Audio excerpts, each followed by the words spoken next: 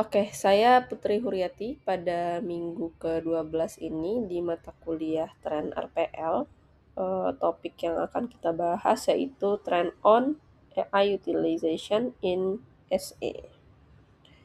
Pada tugas minggu ke-12 ini, saya akan membahas paper dengan judul Practice and Challenge of Using GitHub Copilot and Empirical Study yang ditulis oleh Beigi Zhang, Peng Liang, Shizu Zhou, Akas Ahmad, dan Muhammad Wasem.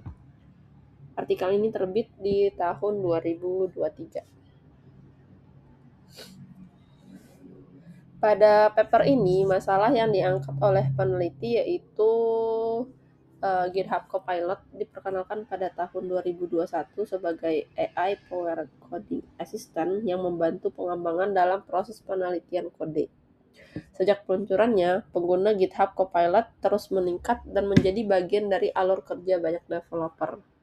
Berbagai penelitian telah dilakukan untuk memahami fenomena ini, namun sebagian besar studi masih berfokus pada kualitas kode yang dihasilkan Copilot, keamanan kode, kemudian correctness kode yang dihasilkan. Namun masih sedikit peneliti yang membahas bagaimana sih Copilot ini digunakan oleh developer dalam praktik sehari-hari, kemudian bahasa pemrograman apa yang paling sering digunakan dengan Copilot, kemudian IDE yang paling sering digunakan oleh developer itu apa sih, lalu apa yang manfaat ya dirasakan oleh developer dengan menggunakan GitHub Copilot ini, lalu tantangan dan hambatan yang dihadapi saat menggunakan Copilot. Nah, untuk mengisi gap tersebut, peneliti melakukan studi empiris berbasis data komunitas developer. Nah, pada penelitian ini, peneliti menawarkan sebuah empirical investigation terhadap penggunaan GitHub Copilot berdasarkan pengalaman para developer. Peneliti melakukan analisa terhadap 169 posting Stack Overflow, kemudian 655 GitHub discussion. Dari data tersebut, peneliti mengidentifikasi programming language yang digunakan bersama Copilot, lalu IDE apa yang digunakan oleh developer, kemudian development technologies yang digunakan apa, fungsi yang paling sering dibuat menggunakan Copilot, lalu benefit penggunaan Copilot, hingga limitation dan challenge penggunaan Copilot. Metode penelitian. Pada peneliti ini, peneliti menggunakan metodologi empirical study. Ini adalah pendekatan yang digunakan adalah kombinasi kuantitatif analis dan kualitatif content analis. Nah, di paper ini peneliti memberikan research question, ada 6 poin. Yang pertama, programming language yang digunakan apa, IDE yang digunakan apa, lalu teknologi yang digunakan, lalu function yang dibuat dengan Copilot, benefit penggunaan Copilot, dan limitation dan challenges penggunaan Copilot.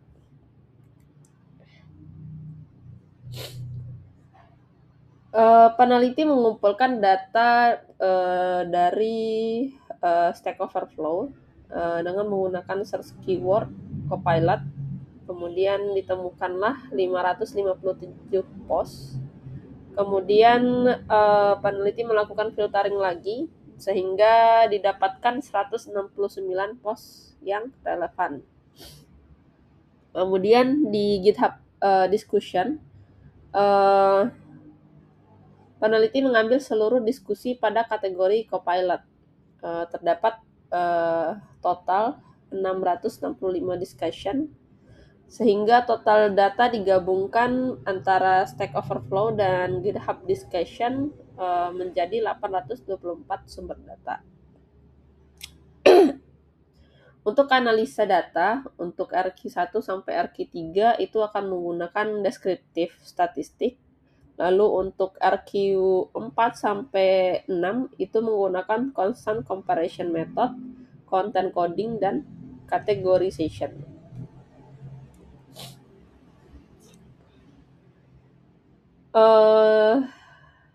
Untuk evaluasinya, peneliti menggunakan validasi data mining dan coding analysis. Untuk reliability check-nya, dua peneliti melakukan coding independen, kemudian dihitung Cohen Kappa-nya dengan nilai 0,773, di mana nilai tersebut akan menunjukkan tingkat kesepakatan yang baik antar peneliti.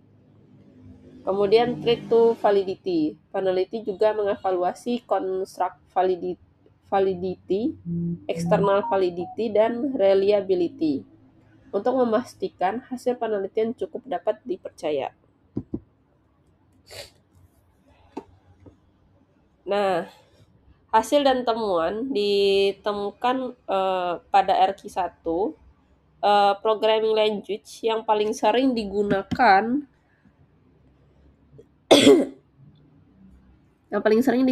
itu adalah JavaScript di top pertamanya, lalu dilanjutkan dengan Python dan beberapa programming language lainnya. Lalu untuk IDE yang paling sering digunakan adalah Visual Studio Code dengan temuan 46,0%. Jadi didominasi oleh Visual Studio Code. Lalu untuk development technologies yang paling sering digunakan oleh developer itu adalah Node.js, didominasi dengan 41,7%. Lalu untuk implementation functionnya itu banyak digunakan di data processing, lalu string processing, test, kemudian ada front end element control, dan image processing, dan function-function lainnya. Lalu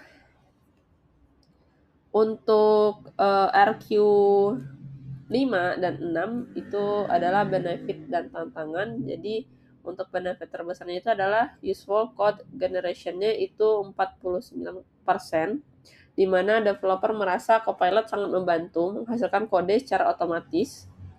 Lalu faster development-nya 16,3%, di mana para developer merasa ini dapat mengurangi waktu pengembangan.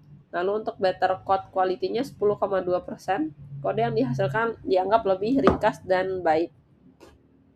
Nah, untuk tantangannya itu difficulty of integration-nya itu 28%, difficulty of accessing Copilot-nya itu 17,5%, limitation to code generation-nya itu 14,6%, poor quality generate code-nya itu 11,6%, dan code privacy threat 7,5%. Oke, itu hasil dari paper yang dijabarkan. Lalu ada beberapa hal yang kelebihan dan kekurangan daripada paper ini. Di abstraknya itu, kelebihannya itu adalah abstrak sudah menjelaskan tujuan penelitian, sumber data, temuan utama dengan sangat jelas, sehingga pembaca dapat memahami isi paper hanya dari abstrak. Nah, yang perlu dikritik adalah peneliti tidak menjelaskan metode penelitian yang digunakan dengan jelas, kemudian tidak menyebutkan juga keterbatasan dari penelitian ini. Lalu di introduction, kelebihannya itu urutan latar belakang dibuat dengan jelas sehingga pembaca dapat mengikuti maksud dari latar belakang itu dengan mudah. Yang perlu dikritikkan adalah gap penelitian ini relatif sempit, di mana peneliti hanya menyebutkan bahwa penelitian tersebut hanya dilakukan terhadap GitHub yang masih sedikit.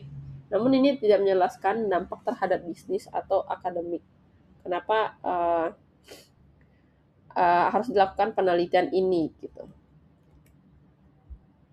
Lalu di related work itu kelebihannya kita dapat melihat bahwa referensi yang digunakan itu juga sudah relevan dengan penelitian yang akan dilakukan. Lalu Untuk kelemahannya yaitu ya penelitian ini hanya berfokus pada GitHub Copilot dan tidak membandingkannya dengan tools lainnya.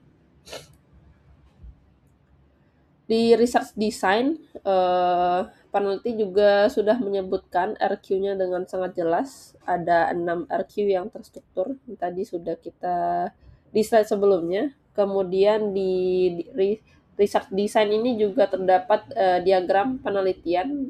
Diagram ini dapat membantu pembaca untuk memahami alur penelitiannya. Lalu secara garis besar untuk kelebihan dan kekurangan itu adalah pada penelitian ini peneliti itu menggunakan data besar di mana ada 169 data dari Stack Overflow dan 665 dari GitHub Discussion sehingga dapat menggambarkan pengalaman nyata dari para developer. Data dikumpulkan dari komunitas yang besar, jadi tidak hanya eksperimen laboratorium saja. Peneliti ini juga memberikan gambaran penggunaan Copilot dengan menjawab bahasa apa yang paling digunakan, idea yang paling sering digunakan, kemudian manfaat dan tantangan penggunaan AI assistant. Untuk kelemahannya, penelitian ini tidak mengukur produktivitas secara langsung. Paper hanya mengumpulkan opini dari peneliti. Jadi tidak ada pengukuran seperti waktu coding, jumlah bug, code quality metrics. Kemudian data juga hanya dikumpulkan dari Stack Overflow dan GitHub Discussion, sehingga penelitian ini hanya fokus di GitHub Copilot saja. Oke, mungkin itu saja yang bisa saya sampaikan di tugas minggu ke-12 ini. Sekian saya ucapkan terima kasih. Assalamualaikum warahmatullahi wabarakatuh.